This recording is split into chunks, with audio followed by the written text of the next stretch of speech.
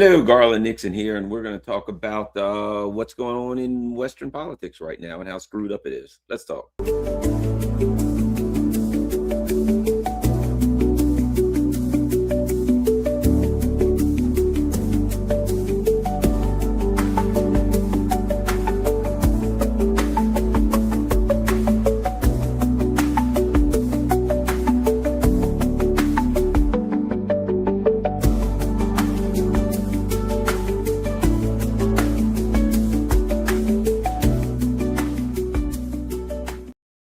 Hello, Garland here, and if you will forgive me while I get things straight a little bit.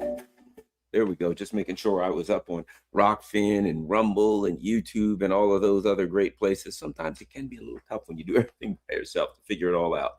All right, let us get going. One of the things that I think, we can learn, everything that's happening right now politically, we can learn from. But one of the things that made me start thinking, it drove me to think, was the Pam Bondi testimony. I think it is very important to look at that, not the testimony itself, not what she said, right, but the absurdity of it. It was a comedy. It's a caricature of politics, right? And it is a caricature of a politician. And here's what I mean. Look, for a person to become a attorney general, you would expect some level of competence, and you would expect some level of political acumen. In politics, you must have political acumen. What do I mean by that? The ability to navigate in rhetoric and ideological minefields, right?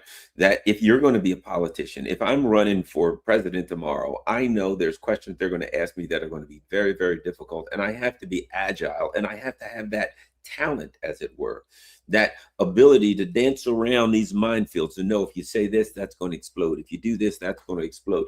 And to be able to look ahead and say, oh, that's a minefield. And in politics, that's what you deal with. People are constantly setting you up, right? You're dealing with a lot of attorneys. An attorney, as you probably know, they're not going to ask a question they don't have the answer to. They don't at least have an answer to it, maybe not the only answer to it, but they've got a strong answer to it.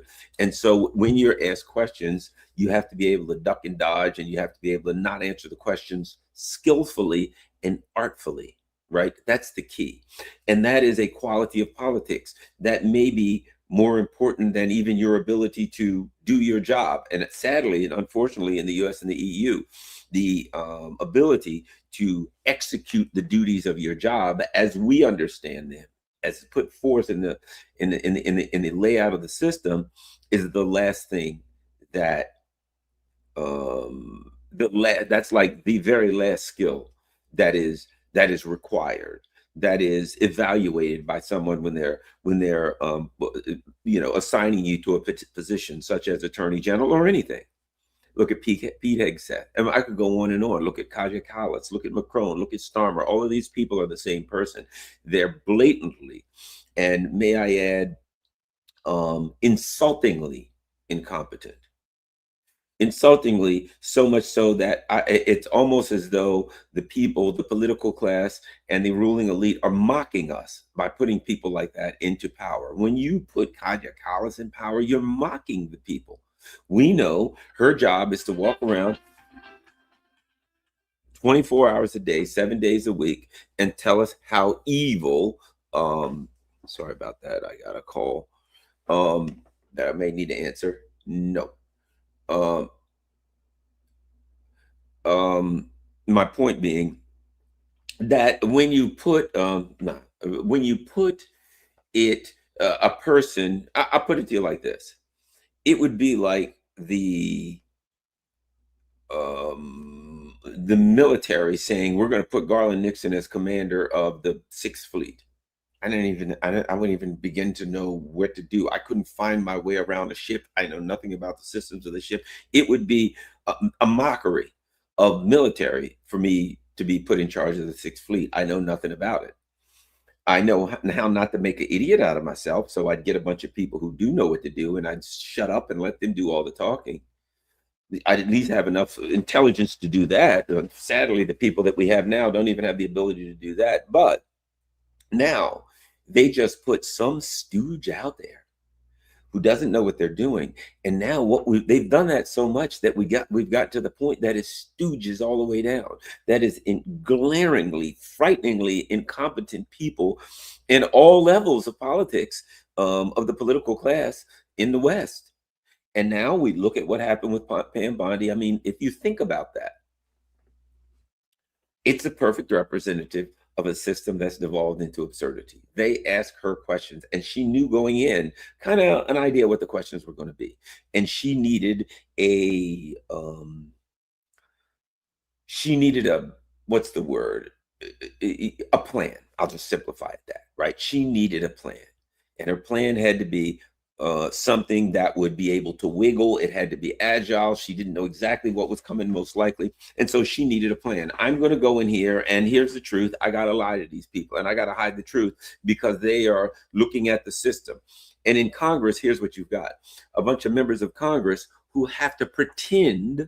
Maybe there's a couple of them, maybe Thomas Massey, a few other people who actually want to look at the Epstein files. But if we're honest, you've got a bunch of members of Congress who have to pretend that they want to get to the bottom of the Epstein files as they try to find every way they possibly can not to get to the bottom of the Epstein files, because the people who are paying them, the people who own them lock, stock, and barrel, are saying to them, I'm all over the Epstein files. You got to get me out of that. And they know that the Epstein files represents the collapse of a system that they're getting rich off of. And last but not least, the Epstein files represent something even more critical: the truth that the system that's being presented to us ain't the real system. That below that, there's a system that where things are really done the way they really work, that has nothing to do with us, that is corrupt, that is evil, that's diabolical, that is sick and twisted and perverted. That's the real system. For those who think that there's something wrong with the system that we have, it's worse than that. It's that this isn't even the real system. I keep bringing this up. Epstein, apparently, as best I can make out, seemed to have hit the lottery twice. Once in New Mexico, he hit like the mega whatever it was for like, he brought home 29.3 million through his trust, Zorro Trust. And another time, apparently in Oklahoma, and it appears that somewhere between 40 and 60 million. I can't figure out the exact numbers there, but here's my point. It appears that Epstein hit the lottery twice for tens of millions of dollars. What does that tell us? It tells us that the lottery is a fraud, that it's a joke, that it's not real, that it's part of the system. That, and I'll bring this up again, every time it's like the lottery's up to $1.3 billion. Oh boy, I'm going to go buy my tickets, right? And we all buy billions of dollars worth of tickets for the lottery. And there's a winner. And we're like, did somebody win the lottery? And this is the most people know. Yes, somebody won it. Who? I don't know. Some guy. I think his name was Ned Klingenhooper. He's in Raccoonville, Minneapolis, or something like that, right?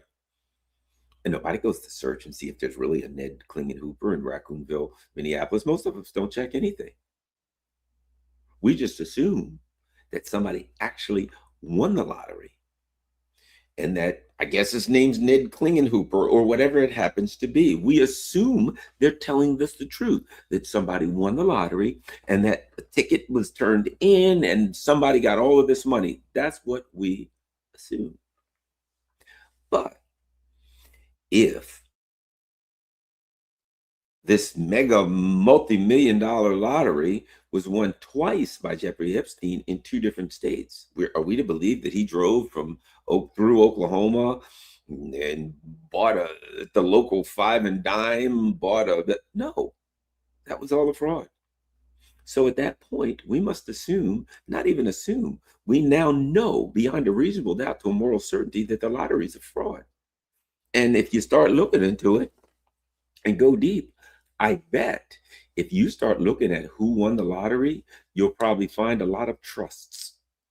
Well, that's what he did. He used Zorro Trust. That's what cashed the ticket. Why? Because that way, the person who actually got the money would remain anonymous.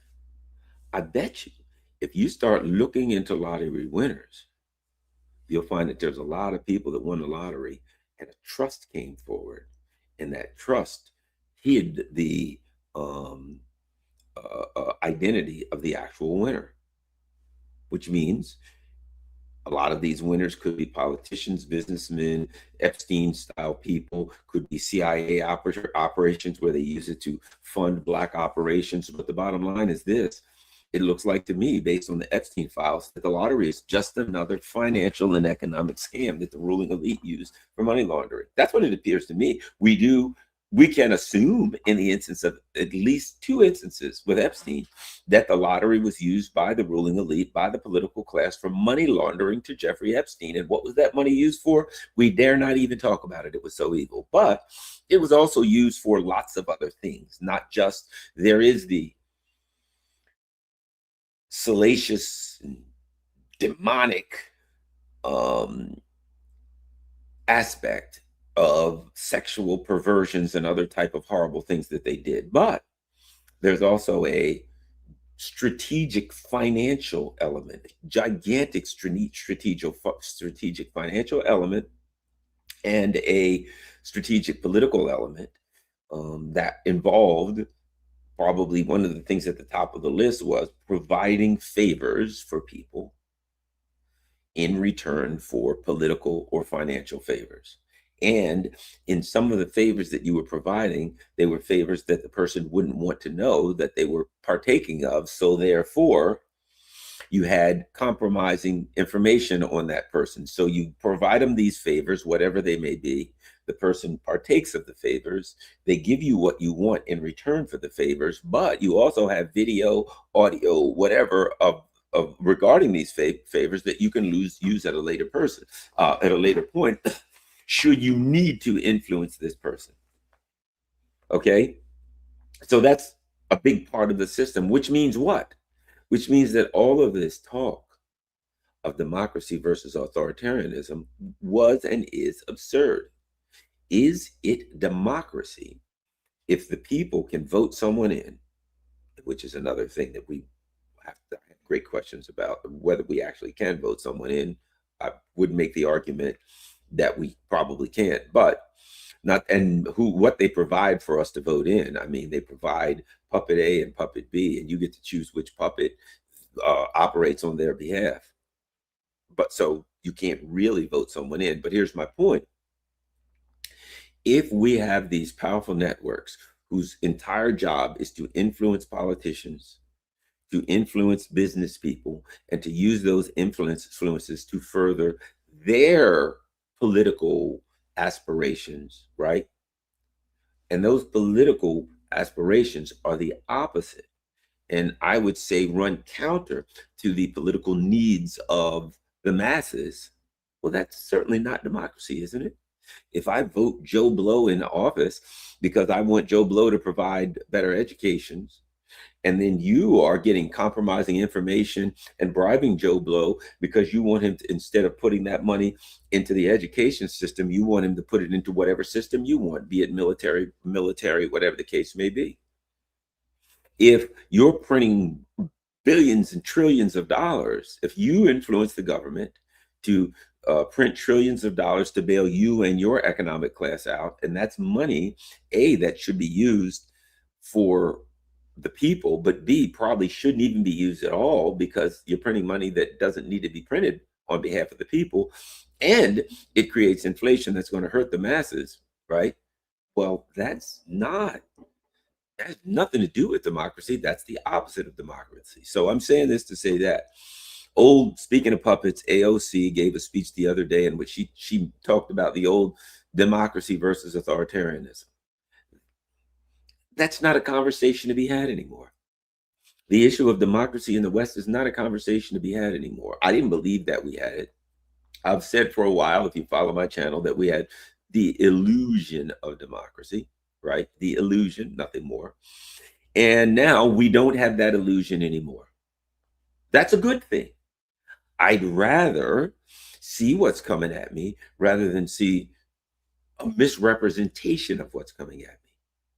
And if you watch Pam Bondi, you will see the reality of U.S. politics and Western politics. She is Kaja Kallas. She is Keir Starmer. She is all of these people together, these absurd, preposterous caricatures of politics.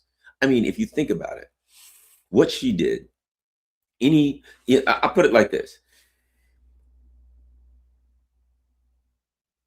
It kind of reminds me of Kamala Harris, who was another Pam Bondi, Kaja Kallas, Pete Hegseth, et cetera, right? Where you look at these people and you say to yourself, the common thinker, just a common man, a common thinker, would look at that and say, no, that's not a good idea.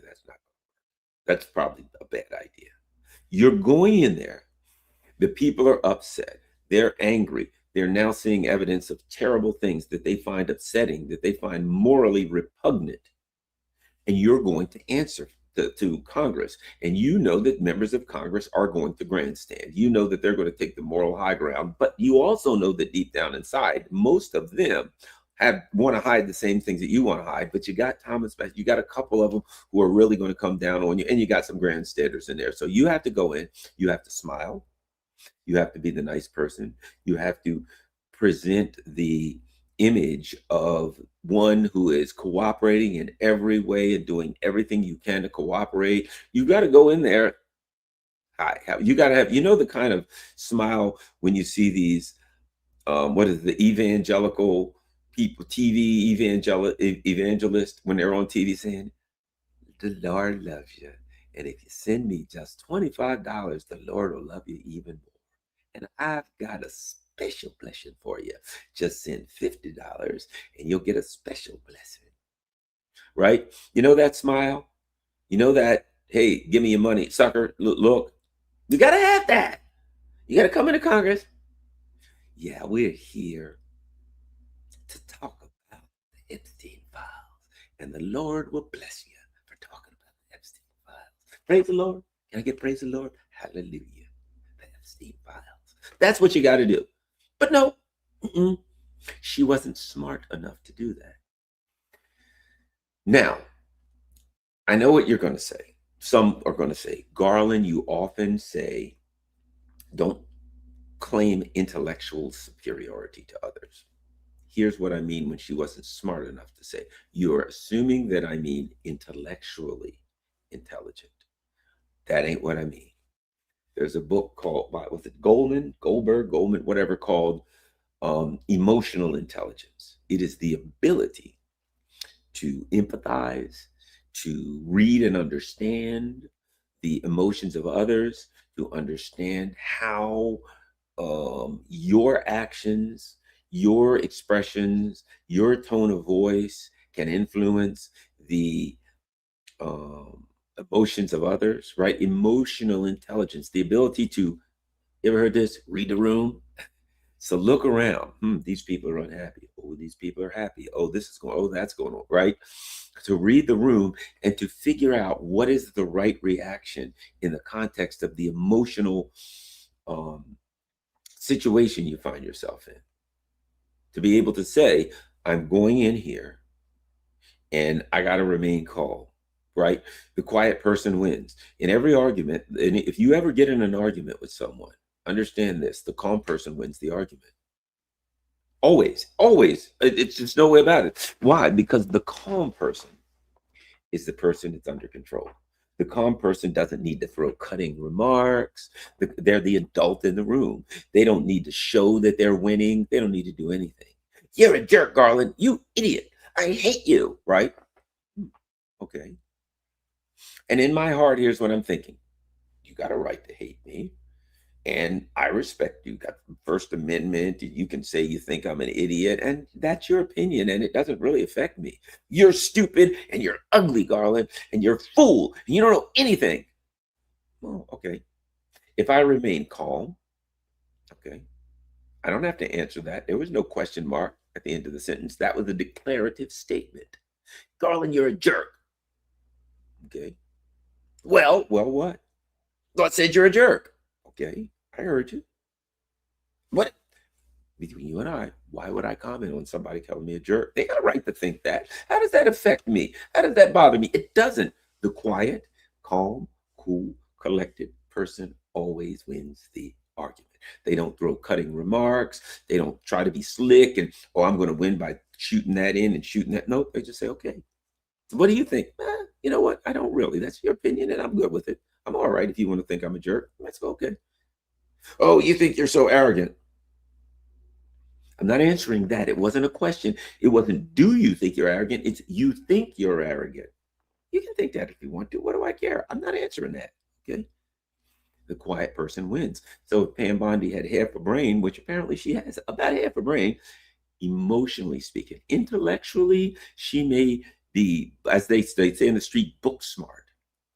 See, I'm not saying that these people aren't book smart, as the old say, that they don't have the capacity for rote memory, that they can't memorize something and regurgitate it on a test. A lot of people can do that.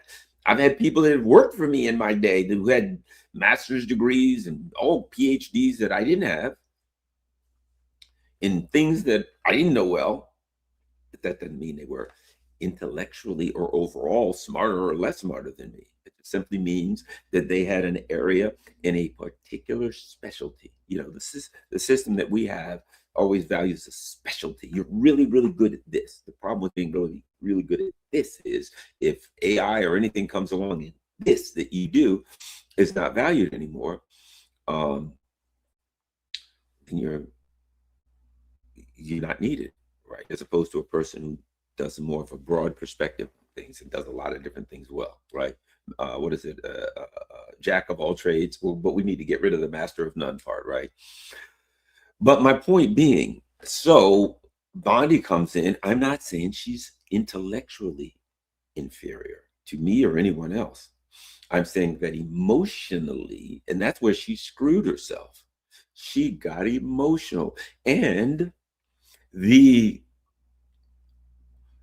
defense that she had was an offense. Now, she's an attorney, so maybe she truly believes that the best defense is a good offense. So she felt, I'll go after him.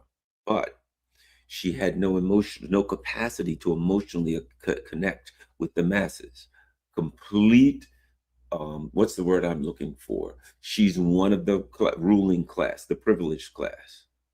So she didn't have an ability to emotionally connect with the masses. So she doesn't understand that the masses are going through emotional difficulties. So for the perspective, for the purpose of winning this argument that she said thought she found herself in, for the purpose of retorting, of rebutting, of counterattacking. That's basically, it wasn't even a retort or a rebut. It was to change the subject and counterattack, right? What she did was insult the masses, because she doesn't understand, as a member of the privileged class, that the masses are having economic difficulties. So what does she do? She turns around. So they're like, okay, we're talking about what's happening with this particular circumstance. And she comes back at him. Well, the Dow Jones is over 50,000. Which, if you're a wealthy person, that's great. If you don't have any money in the stock market and you're just a regular old poor schlub, that ain't doing you nothing. But for the people that she's accustomed to talking to, who are wealthy people making money in the stock market, that makes perfectly good sense. Hey, the stock market's over 50,000. All right, I just made another billion, right? But she didn't have an emotional connection with the people. She was like, with her, let me tell you what she was doing. When I do radio and I get a caller, I don't focus on the caller. I focus on the conversation that we're having, understanding that there's a lot of people out there listening to that. So I don't have to win against this caller. I don't have to not win against this caller. I just have to always remember that there's a bunch of people out there listening, and I'm creating a scenario for these people to listen and for them to decide on themselves, right? I got to focus on the audience. If you're a comedian, focus on the audience. If you're a DJ, focus on the audience. Don't play what you like. You know, I really like Ray Charles, Georgia. And we're at a dance party. Play Georgia. Georgia. And all the people are going to be, yes, we're having a good time. What the hell does he play? I mean, I like Georgia when I'm riding down the road in my car. That's fine. Ray Charles is old school. But really, in the middle of a dance party, not a good idea. If you're a DJ, you ain't reading the room. You're not focusing on the audience. You're focusing on yourself. She was focusing on defending herself. She didn't have the capacity to see the big picture. You got members of Congress here who are after you. You're going to have to be agile. You're going to have to be able to dance. And you have people out here everywhere who are writing down everything you say, and they're waiting to use it against you. And she comes out there, the Dow's up. And rent's lower, and that's an insult against the working class. Rent is lower than it's ever been. Tell that to people that can't pay their rent, which are most people. So she went out there and she demonstrated an emotional and economic disconnection from the masses. And she also demonstrated something, and we've seen this before, and that is a ruling elite, a ruling and political class that shows condescension towards the masses. They really hate nothing but condescension towards the masses, the working class. You get away from me, you little scum. And who feel so privileged and so entitled that they get furious that anyone would dare to question them. Oh, you have the temerity to question me? You wish to shake hands with and touch a member of the royal family? We are not abused, right? It's an arrogance. And she displayed for the world to see the arrogance of the political class. How dare you? She was furious. She wasn't just defending herself. She was visibly angry. Why was she angry? Because I am appointed by the president. Don't you know who I am? Haven't you heard this before, where there'll be like some famous person will go into a restaurant and they'll say, I'm sorry, sir, you have to wait. Don't you know who I am? I don't have to wait. Give me the next table. A feeling of entitlement, of arrogance, of narcissism. I am above. In this system, I'm a very, very important person. And you have to give me what I want, and you have no right to question me. That is the political class in the West now. That is the political class. We see that towards both. I put it like this, and I like to put it this way. That's what they do. That's what they do, and that's done both externally and internally. You know how I always say, whatever they do, watch the war on terror. Whatever they're doing the war on terror, that's what they're going to end up doing to you. Watch when they start combining all of the media outlets in Ukraine into one. And now it's just one propaganda media outlet in Ukraine. Okay? Watch when they do that, because that's what's coming home. Now what's happening? Oh, we got to buy TikTok, and we got to buy CBS News and Paramount and everything. Same thing they do in Ukraine. Whatever they do over there, they're going to do here. Whatever they do here, they're going to do outward. It's like people. That's the way human beings are. You know, whatever we do in the micro sense, we do in the macro sense. So here's my point. You know how the US and NATO deals with Russia or China or Iran by saying, you must do what we tell you to do and you don't get a say, right? Russia, initially when Russia said, hey, we want to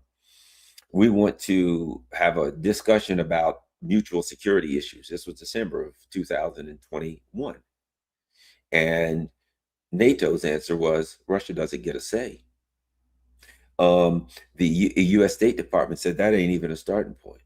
In other words, please, we're not listening to you. You're nothing to us. Russia, you don't listen to us. Now, what are they saying to Iran? Iran, you have to give up your missiles. You have everything. You just got to give up your sovereignty. And Iran's saying no. And they're like, well, if you don't, we'll have to attack you. How dare you? Iran, you do not have a right to question us. You will do what you're told. Russia, you do not have a right to question us. You will do what you're told. And in fact, what are they saying? What is Stephen Miller saying? The strong survive, brother. Whoever's got the power takes it. And if you don't have the power to protect what it takes, it is our right to take it. Protect what you own. If you have something, they don't believe in private property at all. If you own this, according to Stephen Miller, if you run this country, whatever you do, if I have the kinetic power to take it from you, it should be mine. If you cannot protect it from the violence that I can visit upon you, then it should be mine. That's the way the world works. So that's the way they look externally at Russia, at Iran, and at China. Do what you're told, or else. And now, of course, Russia and Iran particularly are calling their bluff, and China too. People are starting to call their bluff, saying, okay, well, you know what? Let's see what you can do, because I ain't giving you what you want. That's the way the politicians look internally at those of us who question them. Look what they do on the mainstream platforms, the censorship. Right here, try to put something in the chat that they don't like and see how that works out. Ain't happening. We got the power and you don't. And we're going to use our power to keep you in line. So Pam Bondi came in there with that mentality. I'm the boss. I'm in charge. I'm the attorney general. And we have an administration that's in power right now, and we can do what we want. And we don't have to answer to you or anyone else. Who do you think you are coming in here? Me, Pam Bondi. So here's what she decided to do in her own blitheringly incompetent way. I launch a counterattack. That's what it was. Oh, yeah. And my counterattack would be a couple of things. It's easy to see. Number one, you're going to bring up the Epstein files. My argument's going to be things are going well. The economy's going great. It's never been so good as it is now under Trump. Therefore, we don't need to talk about this. People are happy. You know what it is? It's like this. The plebes are happy. Look, the people that are out here doing their thing, they're happy. Let it go. We don't need to talk about this. We don't want to talk about this. I don't want to talk about this. Shut up about it. It's like somebody saying, the wife says to the husband, hey, I just looked and you spent $1,000 at the casino. You're gambling our money away. Shut up. We don't need to talk about that. Right? That's his answer. Shut up. We don't need to talk about that. Come on, look around here. You live in a nice house and you're driving a car and the kids are well fed. What do you care? Well, if you keep gambling money away, all of that stuff's going to disappear, buddy. But the point is, I have the power and the authority, and look around. Things are good. Don't question me. I don't want to talk about that. That's all she did. I don't want to talk about that. Things are going well. What about that? Let's talk about things that are going well. Let's talk about the things. I'm trying to redirect the conversation to something that makes me look good. The rent's down and all these. It doesn't matter if they're true or not. I want to redirect the conversation to something that I can control, that I feel good about, that makes me feel good, that paints me and my political allies in a good light. She didn't understand the level of absurdity that she was approaching. She had no clue. She looked stunned when they're like, oh, come on, you gotta be freaking kidding me. She was like, she got angrier. It was fury. It was anger. And remember, as I always say, if there is an argument, take it from a man who studies Zen. The person who's quiet and calm and shows no emotion, that's the person that wins the argument every time. You got two people, and one of them's like, yo, make me sick. You're a jerk. You're an idiot. And the other person goes, okay. Because what people will do is they'll get you cranked up and use that against you. You're a jerk. You're an idiot. And you look back, well, you're a jerk too. Oh, I can't believe it. You're so evil. You have to apologize to me. Right? They set you up. They attack you. They call you every name in the book. And then when you respond, then they play the victim. Oh, I can't believe what you said to me, right? You know the old game. Everybody knows that game. Whereas the person says, you're a jerk, you're an idiot, you're a moron. The person says, see, when people throw a punch, they want to see a bruise. What happens when they don't see a bruise? You're a jerk, you're a moron. When I respond in anger, that's the bruise. That's demonstrating to them that their punch has landed.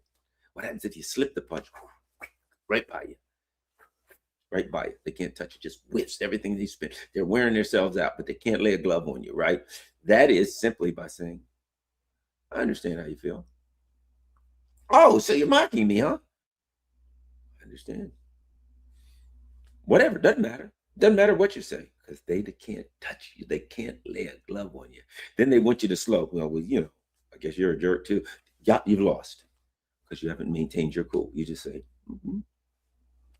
Well, what do you think? Hey, you got a right to think that. I respect it.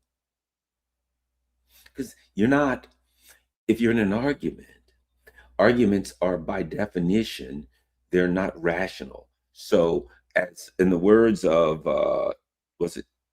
Voltaire, any belief that is not founded in reason and logic will not be swayed by it. So if somebody's lighting you up in an argument, you're not going to rationally talk your way out of it. But if they can't lay a glove on you, you win every time. Okay, already. And you show nothing. Oh, that is the ultimate power to win every argument. Anyway, so my point being, Pam Bondi had no clue. And I think she was following in Trump's footsteps, right? And that's Trump. And that's a way of doing things for that particular class of the ruling elite. Always launch a counterattack. Always, always, always be counterattacking. What is it? ABC? Always be counterattacking. Punch your way out of it. Things like that. If somebody you feel attacked, launch counterattacks and just keep punching, right? And that's what she did, and it was catastrophic for her. And it was catastrophic for the ruling elite because I think people got to see who and what they are, and people got to see the level of incompetence. The biggest thing about Pam Bondi, I know she's there. Look, let's not, none of us are naive. We understand her job. We understand why she was brought in there. We understand who she worked for, and we understand it ain't us. And we understood when she went in there, we were watching the shit show. We're like, okay, Pam Bondi's coming in. What's she going to do? I mean, how is she going to play? Pam Bondi, who just recently told us there was no Epstein list, no Epstein files, no Epstein nothing, right? No, sorry, there's no Epstein, never heard of the name, right? And then all of a sudden, we ain't putting up with that. Okay, shit, you got me. Here's the Epstein files. Here's some of the files, and they in what I consider controlled release, right? So we knew the game. We knew who she was, which made it easy for her. She could have just come in there and danced. She doesn't have the ability to do that. She doesn't have the emotional intellect to do that. And the people around her, they don't have any emotional intellect because they are sick people. So she came in there and she demonstrated the level of incompetence, particularly emotional and rhetorical incompetence that she has. And she lost control and she yelled and she pointed and she made a monkey out of herself. I hope she ate bananas on the way in and out because she made a complete monkey out of herself. And watch, if you like her, you'll love Kaja Kallas. Watch Kaja Kallas. Oh, what we need to do is we must defeat the Russians and we must do everything we can to stop Putin. And she's just, you look at her and you're like, wow, that's the level of incompetence that's hard to grasp. Okay, you watch on and on, Mark Rutte or somebody the other day, and who was telling us that Ukraine is winning. What we must continue to do is we must continue to support Ukraine and they will win the war. Well, there you go, buddy. Piece of cake there. Just continue to support Ukraine and they will win the war. Let's keep going. There won't be any Ukrainians left, but they'll win the war some kind of way. Why? Because it doesn't matter what he said, because he didn't say they will win the war because he believes they will win the war. You know, that's where people get mistaken with these people, with this class, this political and ruling elite. We get caught up in believing that they mean what they say and that we must somehow evaluate the words that they said because that's how we'll figure out what they're saying. Mark Rutte or whoever, whichever clown it was that says, well, yes, we must continue to support Ukraine. They will, in December, the Russians lost 30,000 soldiers. In January, they lost 35,000 soldiers. He might as well say 35 million. Their entire army was wiped out in January, in February. And then it was wiped out again in January. And then it'll be wiped out again in February. Every month we wipe out the entire Russian army. And if somebody said, how's that work? Shut up, leave me alone. Stop asking questions, you idiot. Every month we wipe out the Russian army. That's good enough. Why do they wipe out the Russian army every minute? Why is it that Ukraine is winning? Why do we have to just keep supporting Ukraine and somehow they will win? Why is that? I suspect that it's because the European countries have about $200 billion in loans. And that they're on the hook for. And if Ukraine loses, they're going to have to pay off those loans. They're going to be called on them anyway.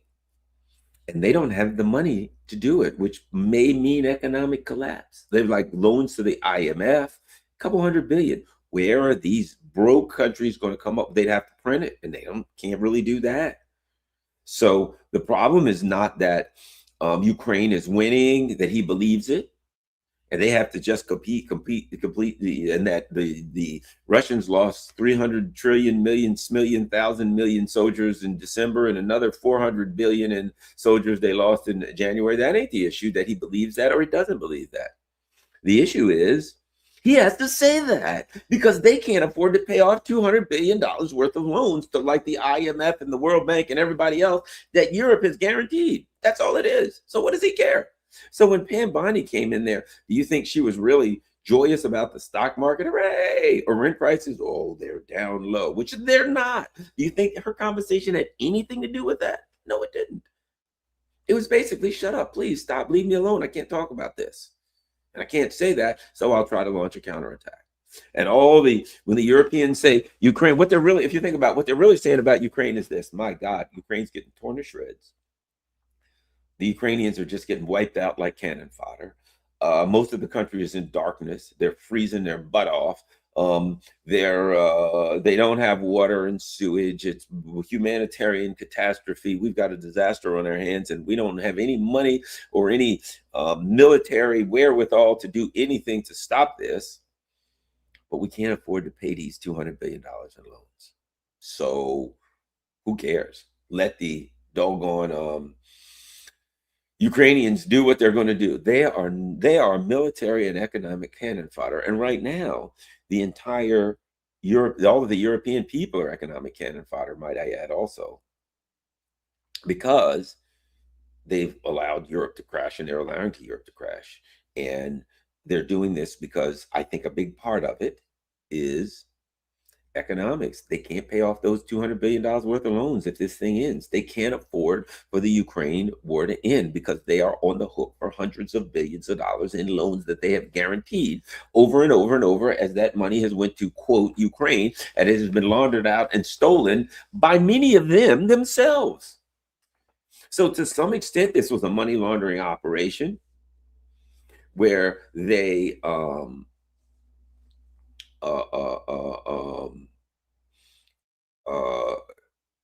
put money, fake loans, put the money into Ukraine, launder the money to the Ukraine to the all manners of evil doers, including the Epstein network got plenty of it, right? In reality, what we're looking at is an elaborate money laundering operation. But on the other side of that money laundering operation is a bunch of loans that they can't pay, so they can't let the war end. They're caught. What is it? They've got a tiger by the tail, a conundrum, a zungwang or whatever it's called, where you got to make a move, but any move you make is going to hurt you, right? A tiger by the tail, you can't hold on and you can't let go. Can't hold on because the tiger's too strong, and if you let go, he turns around and eats you. You're screwed, right? That's where they find themselves. And guess what? This demonstrates to us. What does this demonstrate to us? That we don't get a say. Did you notice when I talked about Pam Bondi and what she was doing in there and why she was doing it? It had nothing to do with the needs of the American people. In fact, it runs counter to the needs of the American people. You notice when I talk about what the Europeans are saying about the Ukraine conflict, that it has nothing to do with the European people. In fact, it runs counter to the European people. And as they say, we must prepare for a war with Russia in 2030. And that means we've got to spend lots and lots more money on war material. But we're going to have to cut back on money that we spend on like healthcare and stuff. Well, wait a minute. You want to go to war to defend me, right? Defense. Well, but I can't have health care, so I'll die before the war even starts, number one. And you want to go to war to defend me, but I'm going to be the one, me and my kids are going to fight the war and we're going to die. You're going to take a chance, one might even argue a probability or a likelihood that we go to war with Russia, that they're going to nuke us. That even if we win, we're going to go to a war that even if we win, we lose. We're going to go into a war where we're going to go to war with Russia. And if we win, they're going to, according to Russian doctrine, they're going to nuke us and kill every one of us. So how is that in the best interest of the masses? It's not. And they don't even argue it's in the best interest of the masses. You know what they say? Shut up. We ain't talking about that right now. We don't need to think this through. Right now, we're in a jam. We got $200 billion in loans that we can't pay. And we don't know what the hell to do with that. But one thing's for sure, you don't get a say. Oh, by the way, bring AOC over for the Munich Security Conference. And she comes over and she's talking about how we must come together to stand against authoritarianism. You know, yes, we've got to do something for the working class and stand against authoritarianism. Really, AOC? It's as if anybody didn't know who she was. She's just another puppet. She's Pam Bondi. She's Donald Trump. She's Obama. They're all the same guy or girl or whatever you want to call it. They're all the same. It's just another iteration of neoliberalism. And that's what the system has done. And the system has devolved into absurdity. And the people are looking at it now saying, Epstein won the Mega Millions lottery twice.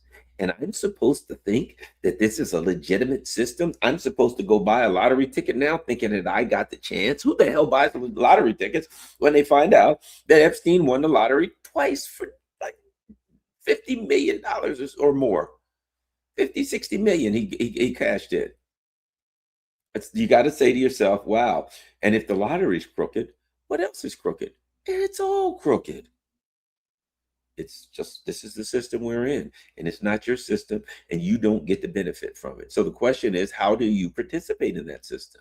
The question is, are you a person that continues to see some level of legitimacy in the system? You know, I had a caller the other night, Friday night on my radio show, and the guy was like, well, Garland, you know, the problem is the Republicans. And he goes on to tell me about the Republicans. And I said, well, I'm like, well, with Epstein, he's going on about the Republicans. And I'm like, well, I got a question. Democrats were in office. And in fact, Epstein allegedly died in 2019. Now, there's a lot of arguments to be made that maybe he didn't. But whatever the case may be, let's just, for the sake of argument, we'll use that he died in 2019. Joe Biden didn't even come in office till 2020. From 2020 to 2022, the Democrats had both houses and the presidency. And 22 to 24, they still had the presidency. And I think one of the houses, I don't know, they still had the presidency. Whatever the case may be, for 4 years, the Democrats made no effort to release the Epstein files. Now the Trump people are in, and the heat gets hotter. And now they finally are pushed into, they don't want to do it either, but they're pushed into releasing some controlled release stuff.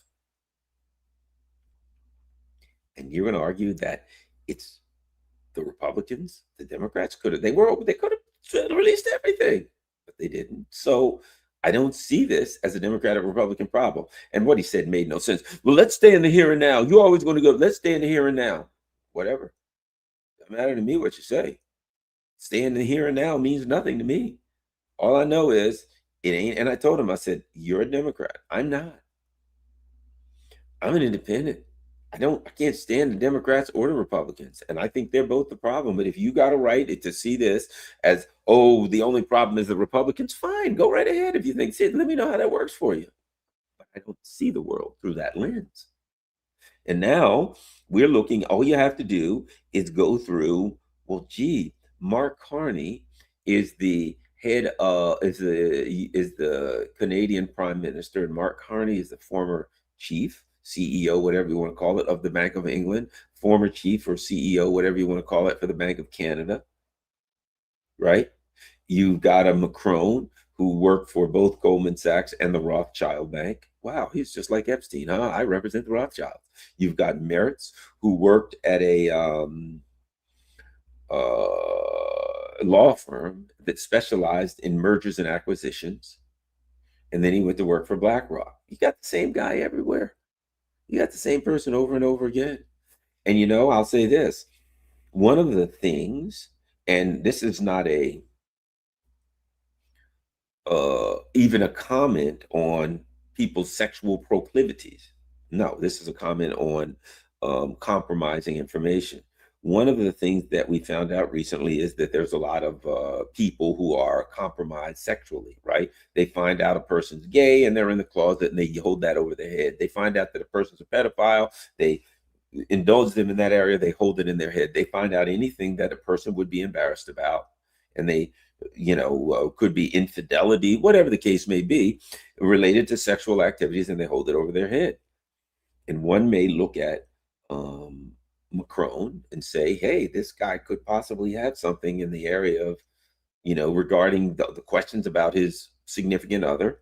You look at Keir Starmer, who was involved in some kind of weird thing where these Ukrainian escort service boys, who, if you looked at, they were in their 20s and two of them looked pretty gay to me. One of them looked extremely gay, but that's just my evaluation, and maybe not, but it looked that way to me, which led me to believe they got something on Starmer. I mean, come on, these Ukrainian escort service boys are burning his cars and stuff in front of his homes.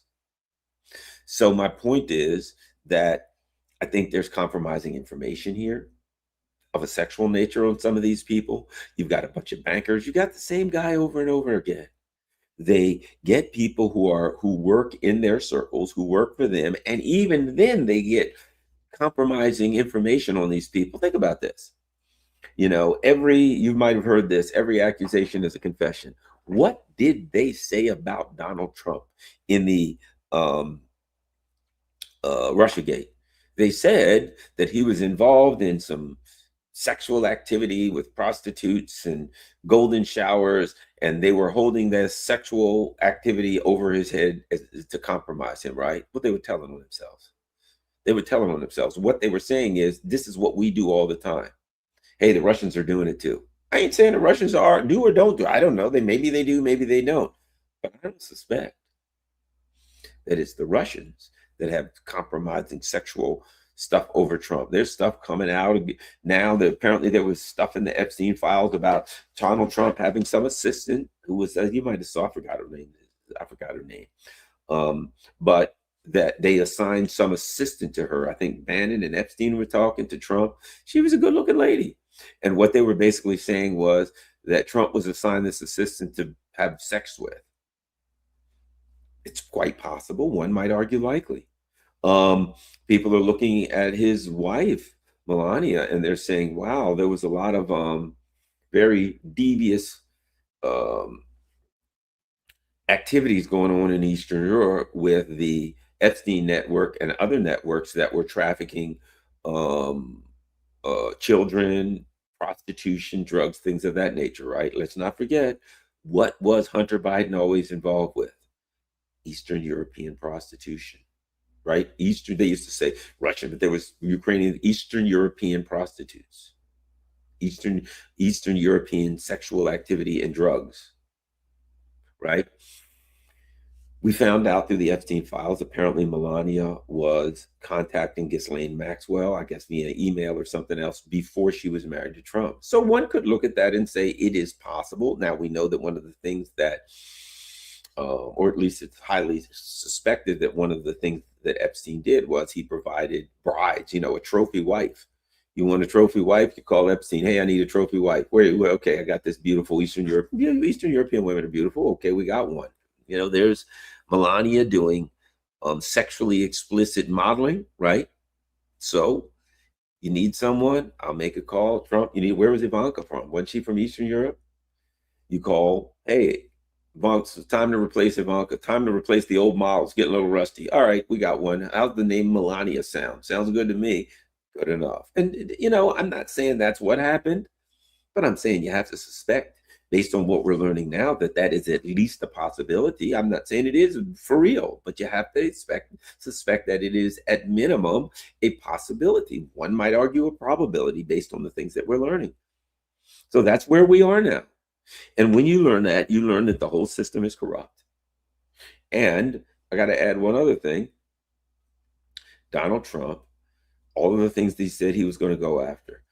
I'm going to go after the Russiagate thing. He can't do that because that's tied to the Epstein network. He came out of London. The Epstein network works out of London, and they didn't want Trump, and they did it, and Trump can't touch it. He can't touch it. In fact, it's back. Christopher Steele if you just search for him now, Christopher Steele's out there saying that Epstein is a Russian agent. He said Trump was a Russian agent. Now his job is to say Epstein's a Russian agent. And guess what? If they call him tomorrow, he'll say Garland Nixon's a Russian agent, and whoever else, Judge Knapp and Larry Johnson and Nima, we're all Russian agents to Christopher Steele if that's what he's told to say tomorrow and to put in the BBC and Reuters and the Telegraph. That's his job. That's his assignment. In the same way, the Kajakali's assignment is to run around and scream, Putin must be stopped all day long, and Russia's evil, and we must stop the evil Russians. That's one note Sally, and he's one note Johnny. And that is the system. They have their mouthpieces, and the mouthpieces are very specific. Your job is to say Russia's evil. Your job is to say Iran's evil. Your job is to say China's evil. That's it. Your job is to say Venezuela. Your job is to say Cuba. Your job is to say something about communism. Your job is to say something about authoritarianism. They assign them their individual jobs, and that's what that person is supposed to scream and yell about day in and day out, and they're well compensated for doing that. That's the system. It has nothing to do with you going to the voting booth and voting, with you going to a Make America Great Again rally and having a hat on, to you going with an I'm with her rally, or a Build Back Better, big beautiful Bill bullcrap rally, whatever it is. It has nothing to do with those. Those things are show.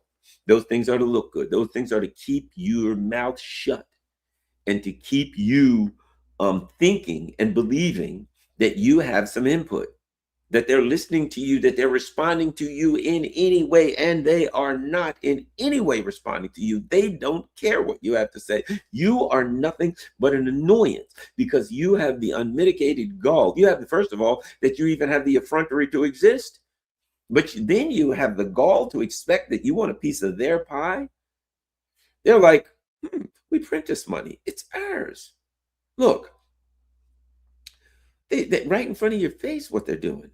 This guy, Kevin Warsh, he's the guy who they're putting in charge of the Fed.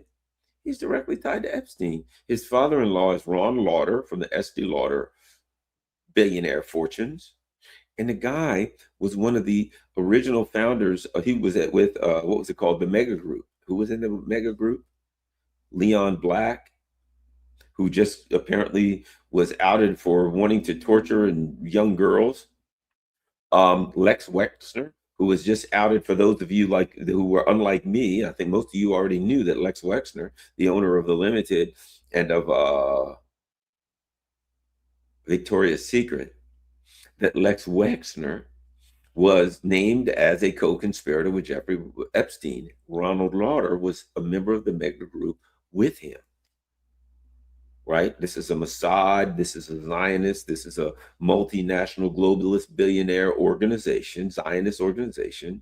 And Lex Wexner was on it, and Ron Lauder was on it. And who is Ron Lauder? He is the father-in-law of the man who Donald Trump is right now putting forth as the next name to run the Fed. So why in the heck would they let you access documents that points to Kevin Warsh and Ron Lauder, that points to the names of all of these people, that would let you know it's still going on? They're so blatant that even though they're caught, they're going to still keep on doing it with all the same people. Why? Because they can't stop, because this is the system. Even if they wanted to say, quick, they're onto us, hide, they can't hide. There's nowhere for them to hide. This is the system. The same names. Now, something they're apparently doing. Apparently, last thing I'll say, apparently, they are releasing some names of so-called names of people in the Epstein file. Now, all they're going to do is flood you with names, Obama's names in that. So they're going to be like, these are people in the Epstein file. Obama. So here's what they're going to do. There's like 300 and some names. Well, that's the oldest trick in the book. They might as well give us 300,000 names. Yes. We're going to release a list of the names of the people in the Epstein files. How many of it? Let's see how many people in the United States right now. 336 million. 336 million people in the Epstein files. That's all they do. They overwhelm you. First of all, so you're releasing the names of the people in the Epstein file. Fair enough. Now, here's what I want.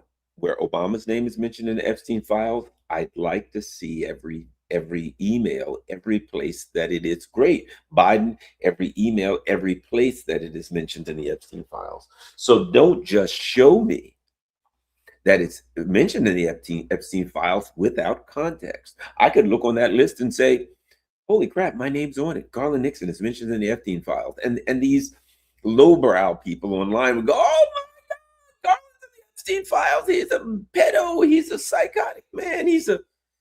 Really? And where is Garland mentioned in the Epstein files? Right? And if you look, and it's like, oh, here's a text message. Go get Garland. He's trying to stop us. Filthy scumbag. Send a hit team to get him, guys. Okay, Garland's mentioned in the Epstein files. And you go bananas. Oh, no, he's mentioned in the Epstein files without context. That is deliberate. That's called a controlled release. I give you something, I give you a toy to play with. It's like giving your cat or dog a squeaky toy. They bite it and it squeaks. There's no context to it. They like the sound, they like the color. They throw it, you throw it, they come to you and they're all happy, and you throw it and they grab it and bring it back to you and they're playing a game. Isn't that fun? But you need context. So this idea that they're releasing something, the fact that they are releasing 315 names or whatever it is irrelevant without context. As an old investigator, I'd say, you've given me the name. Yeah, now I need more.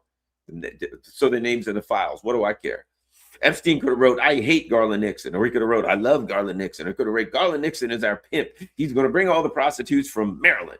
Or, hey, Garland Nixon is a dangerous man. Here's something from 2007. It says, Garland Nixon's a dangerous man. He's an investigator, and I think he's on to us, right? We don't know what it says. I don't care about them damn names. That's a controlled release. This whole thing is a controlled release. Overwhelm you with stuff, freak you out, and then try to make it go poof and go away. And then give us a bunch of names. We want the list. All right, here's the list. Okay, I got names of people in Epstein files. Remember, we wanted a list of perpetrators, but we can never get a list of perpetrators. Let me explain why. Because the perpetrator means that they have been convicted, duly convicted, that somebody did an investigation and looked into it, and they found out that Garland Nixon was up to some mopery on the high seas. And then if he was tried, it was adjudicated. There was a judge, jury, and advocate, and he was found guilty. There you go, Garland the perp. That's an easy one. But anybody, they could make up an Epstein files and say Garland Nixon was at a whatever doing pedo things. They could make that up. And how am I going to defend myself? Hey, did you see Garland Nixon in the Epstein files? And I could say, I've never, what are you talking about? This says something about New Mexico. And this says something about whatever, Epstein. I've never been to Epstein Island. What are you talking about? They could put it in there. Couldn't they? They could put it in there. So the fact that these things, here's the key, have not been investigated or adjudicated means that realistically, the names that are in there don't have a context. You can't say, I'm sure this person did that. You got accusations, you got all these things, you got people backing down. Probably, but how do we know that some of the stuff isn't fake and phony? They can use it to go after their enemies. They can still use it to this day. The fact that they've released it means it's even more valuable to beat up on their enemies. It's scary if you think about it. But my point being, take it for what it's worth. Don't get caught up in anything that doesn't give you context. Now they gave us a bunch of names. Don't go screaming around. I told you Obama's name was in there. I told you Biden's name was in there. I told you Schumer's name. I told you. And then they probably said, oh, we're putting money names in. I guarantee Ro Khanna's. I haven't looked. I guarantee they put Ro Khanna's name in there. They probably got Thomas Massey's in there. Why? Because with no context, it doesn't mean anything. It could be somebody wrote an email that said, you ever heard of Ro Khanna? Nah, I never heard of him. Okay, so what? Now his name's in the Epstein files. Without context, this stuff means nothing. It is a controlled release. And don't fool yourself into thinking that they're going to give you all the stuff. Let me ask you this. There was a law passed that said they had to give us all the stuff from the JFK assassination. Have they done it? No, they haven't. For some of the same reasons, because the name of a certain Middle Eastern country is likely going to be connected to the JFK killing assassination, and they'll never do it, and they ain't going to release this stuff.